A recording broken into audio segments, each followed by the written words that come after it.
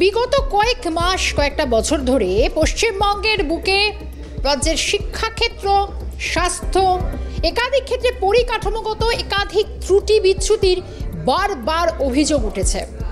স্বাস্থ্যক্ষেত্রে একাধিক পরিকাঠামোর অভাব, রাজ্য মেডিকেল কলেজগুলি, বিশেষ করে সরকারি হাসপাতালগুলি সেখানে পরিকাঠামোর অভাবে ধুঁকছে।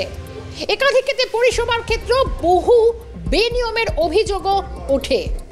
কিন্তু বিষয় হচ্ছে এবার কোথাও যেন একটা উদ্বেগের জায়গা তৈরি হয়েছে এবং যেখানে পরিষ্কার একটা উদ্বেগ প্রকাশ করে বলা হয়েছে যে এই পশ্চিমবঙ্গে চিকিৎসা শিক্ষায় বিশেষ করে ভয়াবহ দুরবস্থার ছবি। মেডিকেল কলেজগুলিতে একাধিক অনিয়মের অভিযোগ আসছে, যেখানে 2024-25 শিক্ষাবর্ষে সরকারি বেসরকারি মিলিয়ে 34টি মেডিকেল কলেজের শিক্ষাকর্মী, পরিকাঠামো, ক্লিনিক্যাল যে সুবিধার কথা বলা হচ্ছে সেগুলোর গুরুতর একটা ঘাটতি ধরা পড়েছে। আরও উদ্বেগের বিষয়, 2025-26 শিক্ষাবর্ষে সংখ্যাটা আরও অনেকটা বেড়ে গিয়েছে। সংখ্যাটা 34 থেকে বেড়ে কলেজগুলিতে পৌঁছে গিয়েছে 37টি, অর্থাৎ সংখ্যাটা অনেকটা বেড়েছে। আরও একটা চমকে দেওয়ার মতো উদাহরণও সামনে আসছে, তা হলো হাওড়ার সঞ্জীবন মেডিকেল কলেজ, যা এনএমসি বা ন্যাশনাল মেডিকেল কমিশনের কোনো অনুমোদন ছাড়াই চলছে। কিন্তু কিভাবে, এই প্রশ্ন তুলেছিলেন শ্রমিক ভট্টাচার্য, কিন্তু তার যে উত্তরগুলো এসছে এবং সেটাও কিন্তু বেশ চমকপ্রদ। 2024-25 শিক্ষাবর্ষে এনএমসি পশ্চিমবঙ্গে বিভিন্ন সরকারি মেডিকেল কলেজ যে সমস্ত কোর্সগুলো রয়েছে এবং বাঁকুড়া সম্মিলনী থেকে মেডিকেল কলেজ, শিক্ষাকর্মীর অভাব, দুর্বল পরিকাঠামো, পর্যাপ্ত ক্লিনিক্যাল লোডের অভাবে যেখানে আসনগুলো ক্রমশ কমানো হয়েছে, এটা একটা উদ্বেগের বিষয় কিন্তু সামনে আসছে। এই মুহূর্তে আমি একটু বিস্তারিত জেনে নেব। আমার সঙ্গে টেলিফোন লাইনে রয়েছেন আমাদের প্রতিনিধি ইন্দ্রাণী দাশগুপ্ত। ইন্দ্রাণী, যে উদ্বেগ, যে একটা রিপোর্ট সামনে আসছে, এই জায়গাটা কি বলা হয়েছে নির্দিষ্ট করে? দেখো, কেন্দ্রীয় স্বাস্থ্য মন্ত্রকে পশ্চিমবঙ্গের মেডিকেল কলেজগুলির হাল হকিকত নিয়ে প্রশ্ন করেছিলেন বঙ্গ বিজেপির সভাপতি তথা রাজ্যসভার সাংসদ শ্রমিক ভট্টাচার্য। সেখানে এই চিকিৎসা ব্যবস্থার ভয়ঙ্কর দুরবস্থা কিন্তু উঠে এসেছে কেন্দ্রীয় মন্ত্রকের যে চিঠি বা কেন্দ্রীয় মন্ত্রকের যে উত্তর, এখানে বলা হচ্ছে যে উত্তরে কেন্দ্রীয় মন্ত্রক জানিয়েছে 2024-25 শিক্ষাবর্ষে সরকারি ও বেসরকারি মিলিয়ে 34টি মেডিকেল কলেজে শিক্ষাকর্মী, পরিকাঠামো বা ক্লিনিক্যাল সুবিধার ক্ষেত্রে গুরুতর ঘাটতি ধরা পড়েছে। আরো উদ্বেগের যে বিষয় যেটা, যে 2025-26 শিক্ষাবর্ষে এই সংখ্যাটা 34 থেকে বেড়ে 37-এ গিয়ে দাঁড়িয়েছে। এছাড়াও তারা বলেছে যে হাওড়া সঞ্জীবন মেডিকেল কলেজ, যা ন্যাশনাল মেডিকেল কমিশনের কোনো অনুমোদন ছাড়াই কিন্তু রমরম করে চলছে, সেখানে ছাত্রছাত্রীরা পড়াশোনাও করছেন। এবং 2024-25 শিক্ষাবর্ষে এনএমসি পশ্চিমবঙ্গের বিভিন্ন মেডিকেল কলেজগুলোতে থেকে এমডি এবং এমএস এর 24টি পোস্ট গ্রাজুয়েট সিট অর্থাৎ পিজি সিট সেটা কিন্তু কমিয়ে দিয়েছে। বাঁকুড়া সম্মিলনী থেকে মেডিকেল কলেজ কলকাতা, এই সমস্ত কলেজগুলোতে শিক্ষাগত অভাব, দুর্বল পরিকাঠামো, পর্যাপ্ত ক্লিনিক্যাল লোডের অভাবে এই আসনগুলো কমানো হয়েছে।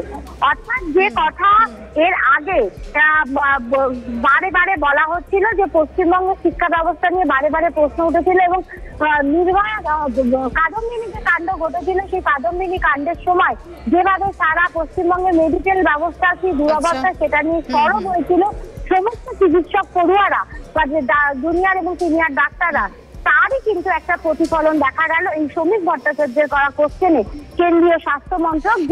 একটু সঙ্গে থাকার জন্য অনুরোধ করছি, আমি তোমার কাছে আবারও ফিরছি। চিকিৎসক সুবর্ণ গোস্বামী রয়েছেন আমার সঙ্গে এই মুহূর্তে টেলিফোন লাইনে। ডক্টর গোস্বামী, যেটা জানার চেষ্টা করবো, পশ্চিমবঙ্গে চিকিৎসা শিক্ষার ভয়াবহ দুরবস্থার ছবিটা কেন সামনে আসছে? হ্যাঁ, দেখুন, সারা দেশে এবং আমাদের রাজ্যে মেডিকেল এডুকেশনের, এটা এখন মেডিকেল এডুকেশন নিয়ে এটা হয়ে গেছে এক ধরনের ব্যবসা এবং হচ্ছে দেখনদারি ব্যাপার। ন্যাশনাল মেডিকেল কমিশনে এত কোটি কোটি টাকার দুর্নীতি সম্পত্তি যা ধরা পড়েছে, একদম ঠক বাঁচতে গিয়ে গাঁ উজাড়, মানে একদম মাথা অব্দি দুর্নীতিতে ডুবে গেছে। তারা টাকার বিনিময়ে অনুমোদন নিচ্ছে। আর আমাদের রাজ্যে সাব ডিভিশন হাসপাতাল যাকে সাইনবোর্ড চেঞ্জ করে মেডিকেল কলেজগুলো বানিয়ে দিচ্ছে এবং প্রাইভেট হাসপাতাল মেডিকেল কলেজগুলোর পরিকাঠামোর দিক দিয়ে বলতে গেলে কিছুই প্রায় নেই। একটা বিল্ডিং দেখিয়ে দিচ্ছে, দুটো বিল্ডিং দেখিয়ে দিচ্ছে এবং সেখানে হচ্ছে যে তারা কয়েকজন টিচার ধরে আনছে, তাদেরকেই বলছে 30% কমিশন দেবো, তোমরা ছাত্র ধরে নিয়ে এসো, 40% কমিশন দেবো। এই অবস্থায় চলছে এবং মেডিকেল এডুকেশন যা হচ্ছে তাতে করে যে চিকিৎসকরা বেরোচ্ছে তারা প্রায় কিছুই শিখছে না।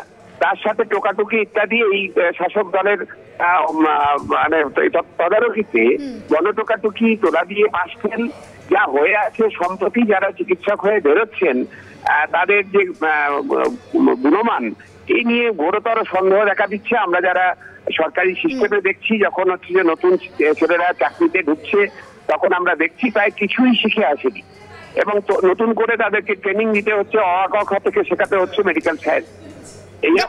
আপনি যখন এই কথাটা বলছেন, তাহলে আপনার থেকে এটাই জানার চেষ্টা করি, তাহলে এই যে সরকারি বেসরকারি মিলিয়ে 34টি মেডিকেলে এই ঘাটতি, যেখানে শিক্ষা পরিকাঠামো থেকে শিক্ষাকর্মী মানে সবকিছু যদি এতটা গুরুতর ঘাটতি হয়, আপনি যেমনটা বলছেন, তাহলে তো সরাসরি রোগী স্বার্থের পরিপন্থী। বলে আসছি আমরা, আমাদের সংগঠনগতভাবে দীর্ঘদিন ধরে বলে আসছি, মেডিকেল কলেজে দীর্ঘদিন ধরে কোনো রিক্রুটমেন্ট হয়নি, ডাক্তার রিক্রুটমেন্ট হয়নি।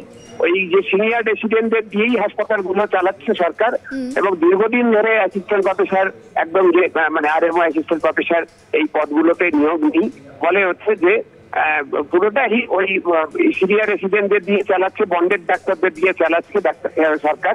এতে করে যেটা হচ্ছে কোনো উন্নত গুণমানের কোনো পরিষেবা দেওয়া সম্ভব নয়, এবং যারা সাধারণ মানুষ তারা হচ্ছে যে আসলে চিকিৎসার নামে তারা ঠকছেন, তারা মেডিকেল কলেজগুলোতে গিয়ে ঠকছেন, তারা হয়রানি হচ্ছেন, কিন্তু সেদিকে সরকারের কোনো নজর নেই, প্রশাসনের কোনো নজর নেই। তারা বরং হচ্ছে যে দুর্নীতি যা চলছে, প্রাতিষ্ঠানিক দুর্নীতি স্বাস্থ্যক্ষেত্রে, সেটা সামলাতে, মানে অর্থাৎ দুর্নীতির যে চক্রটাকে সেটাকে চলতে দিতে এবং দুর্নীতির বিরুদ্ধে যারা মুখ খুলছে তাদেরকে শাস্তি দিতে, তাতেই ব্যস্ত তারা।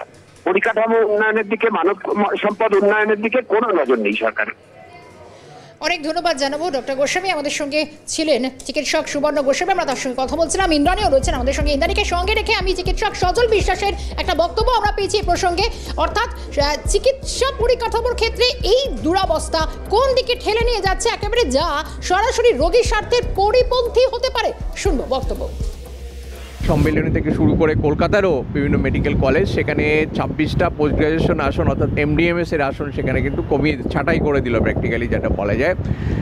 এটা অত্যন্ত দুর্ভাগ্যজনক ঘটনা যে প্র্যাকটিক্যালি এখানে যে পরিকাঠামোর যে বিরাট ঘাটতি রয়েছে এবং আমাদের যে ফ্যাকাল্টিস যেটা থাকার কথা, অর্থাৎ টিচিং ফ্যাকাল্টি, যে টিচিং ডক্টর যেটা সংখ্যাটা থাকার কথা, এবং অন্যান্য যেসব সাপোর্টিভ ওয়ার্কার এবং ইনফ্রাস্ট্রাকচার যেটা থাকার কথা, সেটা না থাকার ফলে কিন্তু আজকে NMC এটা আজকে করতে বাধ্য। কাউন্সিলের যেটা সুপারিশ ছিল সেই অনুযায়ী প্র্যাকটিক্যালি এই ইনফ্রাস্ট্রাকচারের যে রিকোয়ারমেন্ট সেটা কিন্তু আরও 3 গুণ বেশি ছিল, সেটা কমিয়েছে, 1/3 করে দিয়েছে।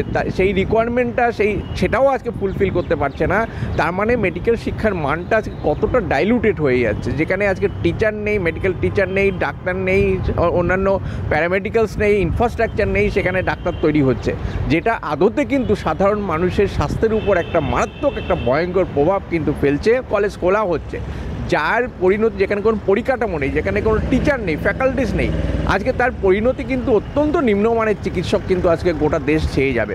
এই মেডিকেল কাউন্সিল যেমন পরিকাঠামো না থাকলে সেই পরিকাঠামোটাকে ডেভেলপ করিয়ে তারপরে আবার অ্যাপ্লাই করতে পারত। এখন কিন্তু পরিকাঠামো ডেভেলপ করার কোনো জায়গা নেই, এখন শুধুমাত্র একটা টাকার অঙ্কে ফাইন দিলেই কিন্তু সেটা 7 গুণ মাপ হয়ে যাচ্ছে, আবার সেটা আপডেটেড হয়ে যাচ্ছে। নতুন নিয়ম, এটা অত্যন্ত মারাত্মক ভয়ঙ্কর। এটা শিক্ষা, মেডিকেল শিক্ষাকে যেমন ধ্বংস করছে, উন্নত মানের গুণমান চিকিৎসক পেতে মানুষের আজকে প্রতিবন্ধকতা সৃষ্টি হচ্ছে। আজকে কিন্তু স্বাস্থ্যের অবস্থা একটা ভয়ঙ্কর একটা সংকটজনক জায়গায় কিন্তু এই কারণে চলে। মেডিকেল চিকিৎসা এর একটা সরাসরি প্রভাব পড়তে শুরু করেছে অলরেডি। ইন্দ্রাণী রয়েছেন আমাদের সঙ্গে। ইন্দ্রাণী, একটা বিষয় যে ইনফো আমরা পাচ্ছি, 2024-25 শিক্ষাবর্ষে পোস্ট গ্রাজুয়েটে কোর্স কমেছে, যেখানে আসন সংখ্যা কমানো হয়েছে, এবং চিকিৎসকরাও বলছেন যে এর একটা সুদূরপ্রসারী প্রভাব পড়তে চলেছে, এবং চিকিৎসকদের মান সেই তৈরিতে যথেষ্ট একটা উদ্বেগের জায়গা তৈরি হচ্ছে। ইন্দ্রাণী, একদমই, দেখো এমনিতেই কিন্তু দেশে পিজি সিট অত্যন্ত কম। মেডিকেলের জন্য যারা প্রতি বছর যে 50,000 মেডিকেল ছাত্রছাত্রী পাশ করে, সেই তুলনায় পিজি সিট কিন্তু অত্যন্ত কম, অর্থাৎ MD সিট কিন্তু অত্যন্ত কম। সেক্ষেত্রে NS-MD সিট আরো কমিয়ে দেওয়াটা কিন্তু অবশ্যই ডাক্তারি পড়ুয়াদের কাছে অশনি সংকেত। কারণ যে সমস্ত ডাক্তারি পড়ুয়ারা MD-MS করে স্পেশালাইজেশন করতে চান, তাদের জন্য এটা একটা অবশ্যই সমস্যা। কারণ একই MD সিট কম এবং MD-MS সিট কম, অর্থাৎ পিজি সিট কম, তারপর একেবারে যদি আরো কমে যায় তাহলে কিন্তু অবশ্যই ডাক্তারি পড়ুয়ারা যথেষ্ট সমস্যায় পড়বে। এবং কি কারণে কমে যাচ্ছে? পরিকাঠামোগত সমস্যার কারণে কমে যাচ্ছে। তার ফলে এটা পরিষ্কার যে কাদম্বিনী কাণ্ডের পর যেভাবে ডাক্তারি ছাত্ররা পুরো রাজ্য জুড়ে বিক্ষোভ দেখিয়েছিলেন, যে বিক্ষোভের যে আছড়ে পড়েছিল রাজধানী দিল্লিতেও, তারপরেও কিন্তু পরিকাঠামোগত সেরকম উন্নয়ন কিছু এখনো পর্যন্ত হয়নি।